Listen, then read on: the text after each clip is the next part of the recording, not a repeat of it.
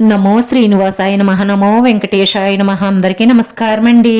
ప్రతిరోజు రాశి ఫలితాలు తెలుసుకోవడానికి ఇంకా మన ఛానల్ సబ్స్క్రైబ్ చేసుకోకపోతే ప్లీజ్ సబ్స్క్రైబ్ చేసుకోండి. లైక్ చేసి మీ పూర్తి సపోర్ట్ మన శ్రీనివాస ఛానల్ కి ఇవ్వండి.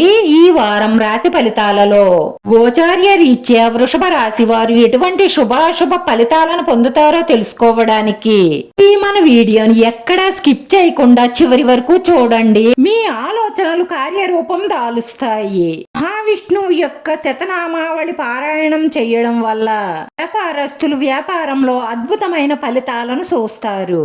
ఆటంకాలు తొలుగుతాయి. ఆగిపోయిన పనులు ముందుకు సాగుతాయి. అప్పుల బాధలు తొలుగుతాయి. కష్టానికి తగిన ఫలితం దక్కుతుంది.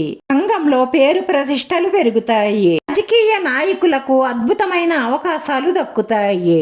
వివాహాది శుభకార్యాలు సులభంగా పూర్తి చేస్తారు. కాంట్రాక్టర్లకు వేగం పెరుగుతుంది. అనుకున్న లాభాలను పొందుతారు. అనారోగ్య సమస్యలు దూరం అవుతాయి. ఆత్మీయుల సహాయ సహకారాలు అందుకుంటారు. నూతన కార్యక్రమాలు ప్రారంభిస్తారు. కుటుంబ సౌఖ్యం ఉంటుంది. విజయాలను సాధిస్తారు. కుటుంబంలో సుఖ సౌఖ్యాలతో పాటు ఆకస్మిక ధనలాభం పొందుతారు. సోమరితనాన్ని విడిచిపెట్టి పట్టుదలగా ప్రయత్నించి అన్ని కార్యక్రమాలలోనూ విజయం సాధిస్తారు. వృత్తిరీత్యా గౌరవ మర్యాదలు పొందుతారు. పిల్లల పట్ల శ్రద్ధగా ఉండకండి.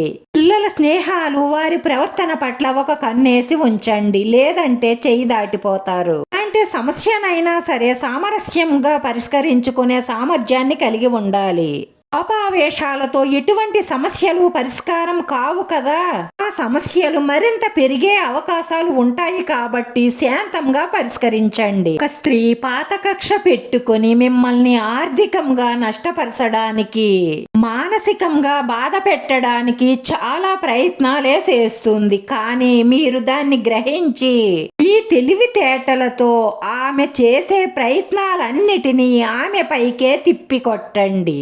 ఉద్యోగస్తులకు సంతోషకరమైన సమాచారం అందుతుంది. అదనపు రాబడి పెంచుకోవడానికి మీరు చేసే ప్రయత్నాలన్నీ ఫలిస్తాయి. వ్యాపారంలో ఉన్న ఆటుపోట్లు తొలుగుతాయి. విద్యార్థులు కష్టపడి చదివితే మంచి విజయాలను సాధిస్తారు. పాలతో చేసినటువంటి నైవేద్యాన్ని శ్రీకృష్ణుడికి సమర్పించడం ద్వారా మీకున్న ఆటంకాలన్నీ తొలుగుతాయి. భగవద్గీత చదవడం కానీ వినడం కానీ చెయ్యడం వల్ల మీలో ధైర్య సాహసాలు పెరుగుతాయి.